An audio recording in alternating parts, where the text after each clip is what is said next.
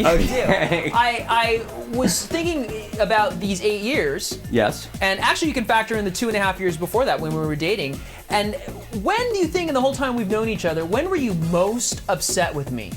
Oh, that's probably the 2 times you tried to choke me to death. No question on that one. Coincidentally, those are the 2 times I was most mad at you. I hope so. Anger issues?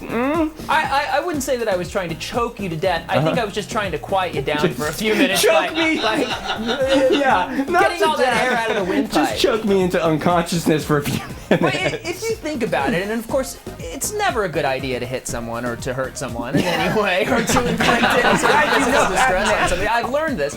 But do you think that when it's a same-sex couple that might happen a little bit more because there's more like sort of an evenly matched thing going on? You got girl and guy and guy. You know, I gotta tell you though, from what I see on TV, there are a lot of hetero wife-beating situations going on, much more than homo. What do you think? I think that in the hetero situation where it's a guy beating up on a girl, which is predominantly the case, that's such an unfair thing. But when it happens in gay relationships, it probably just, I mean, would that even be newsworthy? It's just a couple of guys having a little hissy fit with each other. I mean, really, while I did choke you, you did forgive me pretty quickly. Of course, you bring it up every single chance you get, but you know.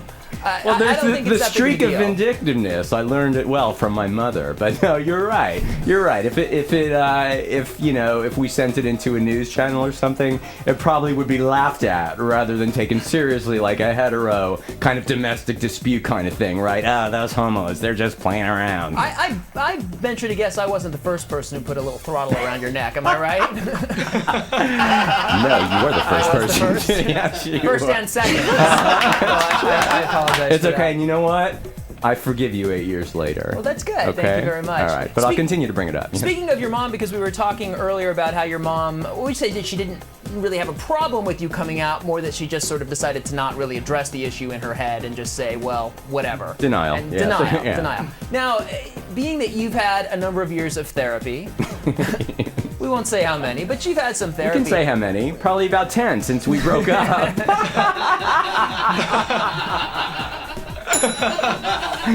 Looking at your mom, do you think your mom is ever going to change? I mean, no. Okay, should we just move on? Right there. She's not going to change. No, I've.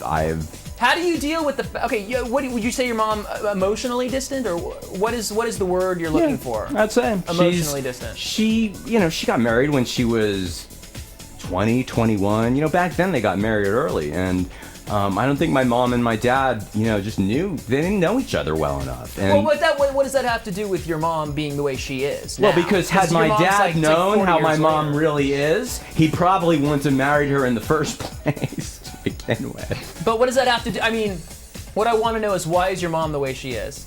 Well, I mean, that's from her parents. Right. I could see exactly, as I grew up and realized more and more what she was about, because it was what I was about. I looked at her parents and I saw she got it from them, and it goes back generations and generations. Does she recognize did she have conflict with her mother? Absolutely not. Really? She is in total denial. Here, I'll give you an example. It's a good thing mom's rich. Here. Because she can be in denial. But your mom wouldn't let me come with you to your sister's wedding because she didn't. What did she say? She didn't want it to become. Yeah, my coming out party. She didn't want to be taken. Yeah, okay. Right. Though Bree, of course, you had met Bree, and Bree loved you, and Bree wanted me there because I'm a delight. Wanted you there. Of course, you're a total delight. At receptions, especially. Right. So I hokey pokey like there's no tomorrow. Oh man. Well, and I've seen you literally hokey pokey, and it is like there's no tomorrow. Right. I tell you. But the thing. But you know what? So meanwhile, I get to the wedding, and all my relatives are cognizant and they're like, "Where's your boyfriend?" I was out on the beach getting laid. Finally, a night away from him. But seriously, everyone knew it would not have been some sort of coming out party. It was just my mother and my stepfather's own, I think, insecurities about homosexuality. Honestly, because everyone in the family came up to me and already knew. They were asking me, "Where's your boyfriend? Where's your boyfriend?" Well, okay, why didn't you bring it up with your mom? Ooh. I'm scared of her. You know what? I'm scared of her too.